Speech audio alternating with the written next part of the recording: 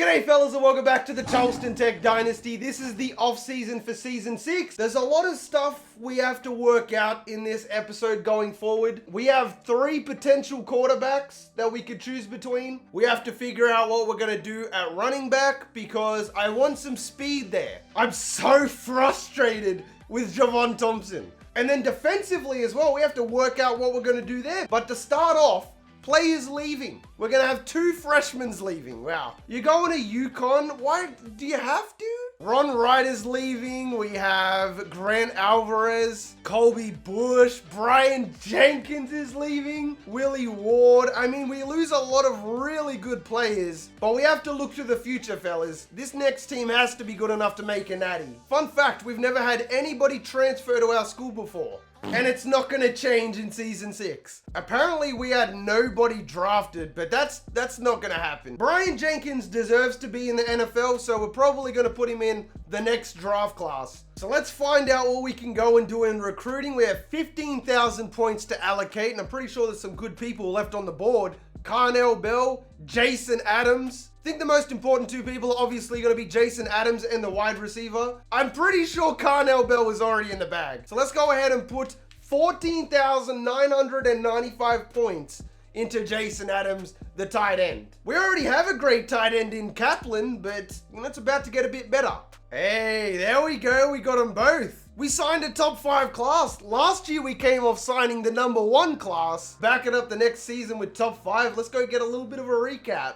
We finished 3rd, so we got 1 5-star, 11 4-stars, 8 3-stars, and so on and so forth. The offense seems to have dropped down, but this is prior to training results, keep in mind. We also have Terrence Pope, we'll get into that a little bit later. Andy Long, the center. Keith Griffin. Adam Edwards is going to replace the dude on the other end. It was his last game last week. We also got a fullback now. He's an 80 overall, I like it.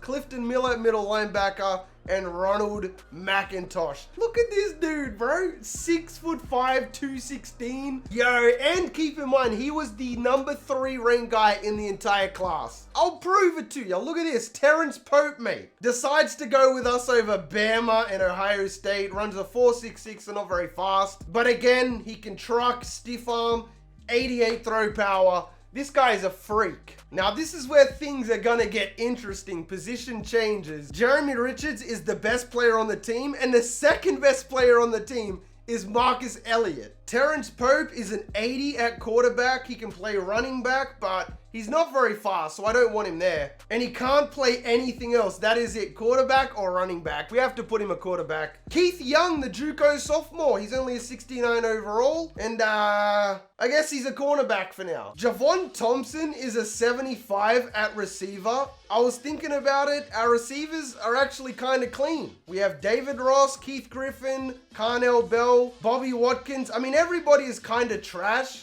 like low rated, but they can get it done. I believe in him. That's what has me thinking we need to move Kevin Turner back to running back. He goes up to an 86. After training results, he'll probably be a 90 overall. After 2 years at receiver, Kevin is back at running back. At tight end, we're looking so nice. We have Kaplan, who we established is the GOAT. We also have Jason Adams as well now. Unfortunately, the O-line took a big blow. We're gonna have to definitely emphasize offensive line in this upcoming class. At left end, of course, Lance Huff. At right end, Adam Edwards, the freshman. At defensive tackle, Rashad Clark and Joe Rogers gonna hold it down. Linebacker is interesting. It's a very youthful team there. Terrence Johnson is getting the start at middle linebacker. Phillip Briggs is going to be the right outside linebacker. Cornerback, pretty dang weak. Free safety, we have Pat Thompson, who we all know is pretty good. Strong safety, Alan Brown coming back for his junior season. A lot to look forward to, man. Super excited about that. And everybody's favorite part of the season, training results. Wow, Jeremy Richards is a 98 overall. Marcus Elliott up to a 94 overall. Pat Thompson's up to a 92. Look at our safety duo. Nobody's going to be throwing it back there. Kevin Turner goes up to a 90 at running back. 88 broken tackle, 99 elusiveness. Wow. 96 spin move, 96 juke. He's going to be a force to be reckoned with for sure. Kevin Henry's up to a 90. Phillip Briggs up to an 89. This team right here is definitely good enough to get it done. I promise ya. Lance Huff up to an 85, mate. as a sophomore. That is just sickening. 90 acceleration, bro. This guy is a machine. 90 finesse, 89 hit power. Oh, dude. Opposing offenses are going to be super scared of him. So it looks like our defensive coordinator decided to stick around and our offensive coordinator is up to level 15 now. We're going to get some pretty big increases to our quarterback, running back, and wide receiver. And just to put things into perspective, right? We all know Kevin Turner, 99 speed, excel, agility, everything. This ability gives us 3 break tackle, 3 trucking, 4 elusiveness, 3 stiff arm spin, and juke. So his 96 juke is now a 99. Same as his spin move. If our O-line gets blocks, Turner's going for 200 yards a game. On the plus side, we start off Season 7 ranked 15th in the nation, mate. We've never started the preseason rank before. So that already tells us that we're on the right path, mate. Recruiting, you guys already know I take a lot of time to set this up. I will go to skip to recruiting just to prove that I'm not adding anybody to it. This is what I need you guys to let me know about, right? I'm probably going to be recording this video right here, the first game before you guys even see this. But I might be looking to start maybe Terrence Pope, maybe even Marcus Elliott. You know what? I'm going to have to sit down and think about it. Look at this guy though. Terrence Pope, 88 trucking, 81 break tackle. He can scramble. He's got a stiff arm. With an 86 carry rating, he will not fumble the ball, unlike Jeremy or Marcus. I might just have to pull the trigger on the freshman. 88 throw power, so that's better than Marcus Elliott. His accuracy is a little bit worse though. Last but not least, the injury rating, if I can find it, is 89. So Terrence Pope as a freshman has a less chance of getting injured compared to Marcus Elliott or Jeremy Richards. Something that plagued us a lot in Season 6 was injured quarterbacks. David Ross and Matt West are going to be starting off the receiving core. Bobby Watkins in 3rd, Tim Rivero in 4th, and at tight end we're going to be starting the freshman Jason Adams. He's overall faster than Kaplan, which is fine with me. That's all I really need. Look at the schedule they gave us, mate. We would run through this and go undefeated. We're going to go regenerate this bad boy and then add in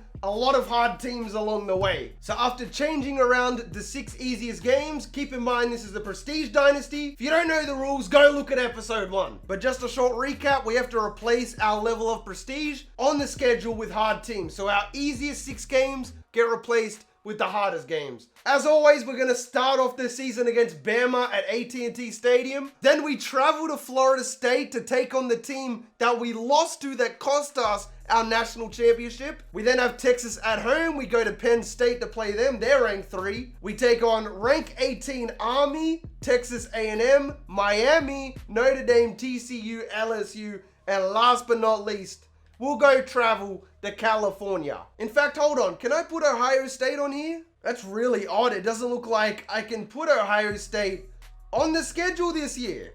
That would have been nice. Oh, I can. Oh, no. I wanted to play a BYU so bad. But there, that's what the updated schedule is going to look like. We play rank 1, 2, and 3 in the nation, as well as rank 5 Miami, rank 6 LSU. Maybe next year we can play BYU. I don't know. But that schedule is, of course, going to be A+, as it always is. And, of course, Charleston Tech starting off at rank 15, boys. But that being said, fellas, that's going to wrap up the off-season portion of the Charleston Tech Dynasty. We're about to enter Season 7. Thank you guys for the support on this series as always. If you made it this far into the video, you are the real MVP. Hope the rest of your day is awesome. And from me personally, I'm out. Peace.